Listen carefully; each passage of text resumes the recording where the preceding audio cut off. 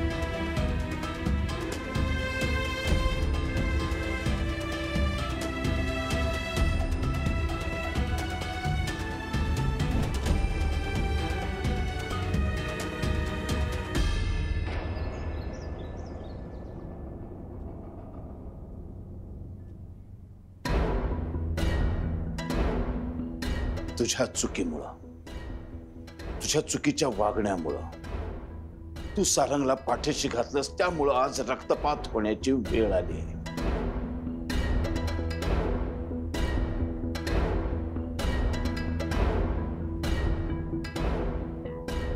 आणि तू सतत घाबरणं बंद कर।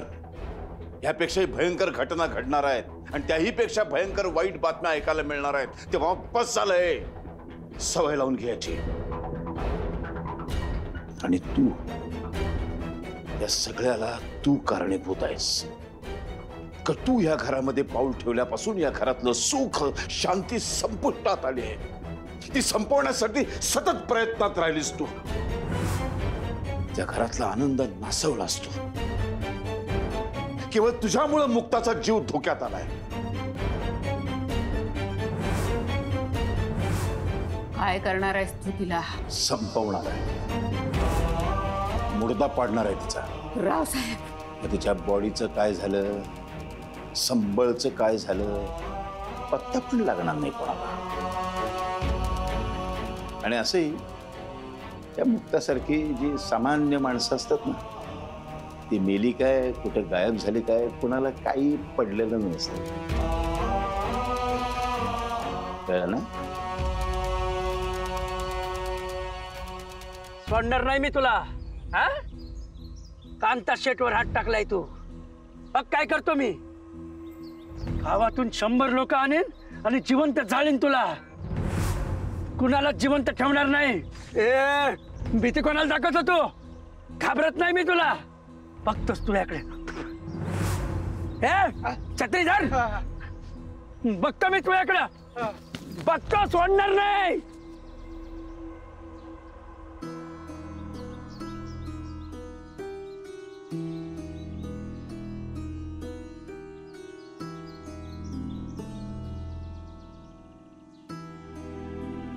तुम्ही का आला तिथं?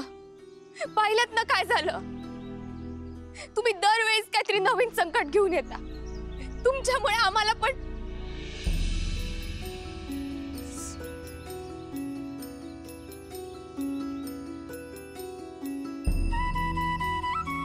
माझ्या मुक्ताला परत न्यायला आलं,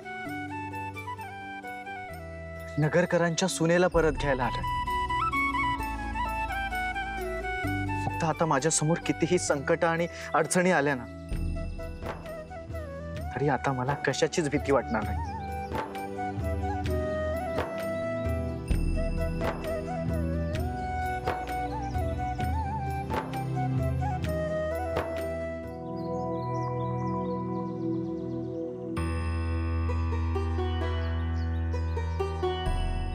ती तर तुम्हाला तमाही वाटली नव्हती जेव्हा सगळ्यांसमोर माझ्या भांगात कुंकू भरलं.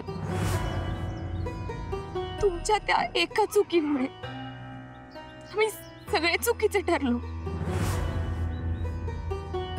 ज्या घरातून प्रेमाने निरोप भेटायला पाहिजे नव्हता तिथून लाथ मारून हाकलून दिला मला. हे बघ मुक्ता, जे घडलं ना त्याबद्दल मी तुझी पुन्हा एकदा माफी मागतो. तुझ्या कपाळाला कुंकू लावणं हे तुझ्या लेखी जरी चूक असलं ना तरी माझ्यासाठी तो माझ्या आयुष्याचा सर्वात महत्वाचा निर्णय होता. त्या दिवशी हिंमत केली नसती ना तर मुक्ता आज मी माझ्या प्रेमासमोर उभा राहू शकलो नसतो. माझ्या आयुष्यात आज पहिल्यांदा स्वतःसाठी उभा राहील. ती फक्त तुझ्या प्रेमानंच मला हिंमत दिली. हे बघ, मला माझं प्रेम, माझी मर्जी तुझ्यावर लादायची नाहीये. तुला वाटलं तरच तू माझ्यासोबत ये. मी तुझं मन जिंकू शकलो तरच मी तुला इथून घेऊन जाईन.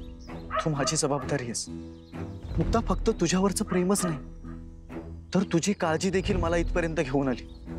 तू जर माझ्यासोबत आली नाहीस ना तर तू म्हणशील तिथे मी तुझ्यासोबत राहीन.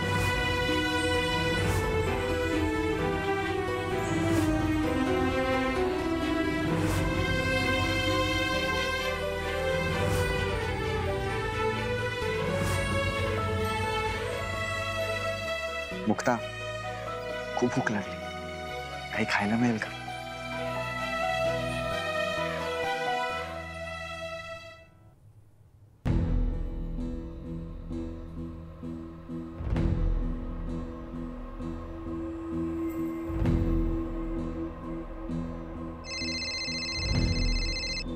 कोणाचा आहे? भैरूचा फोन. बघ बघ बघ बघ, काहीतरी चांगली बातमी असणार आपल्यासाठी. बघ बघ. हा भैरू बोल. संपले का दोघं? नाही ना. हो, तो तुमचा सारंग पिक्चर मधल्या हिरो सारखा तुटून पडला ना राव आमच्यावर. एकच्याला हिरोन खलासच करणार होतो तर ती मुक्ता मध्येच उगवली ना आणि या सगळ्या राड्यामध्ये तिच्या डोक्याला जखम झाली. हे सगळं पाहून तो सारंग चौताळून उठला आणि आम्हा सगळ्यांना धुतला. खायला खरंच प्रेमातलं ताकद असते राव. त्याची गुणगण गायची सुपारी दिली होती तुला. खुशाल विजयी गाता सांगत सुटलाय. तू एकाही कामाच्या लायकीचा नाहीयेस. अहो नाही युवराज भाऊ, अहो खरंच मी मनापासून करतोय हो. आणि यावेळी कांता शेठ पण सोबत होते पण काय. त्यांना कधी संपवणार ते आधी सांग. बाकीची फालतू बडबड ऐकायला मला वेळ नाहीये. युवराज भाऊ, पुढचा प्लॅन रेडी आहे. पर दोघांना एकत्र खलास करणं ना जरा अवघड वाटतंय.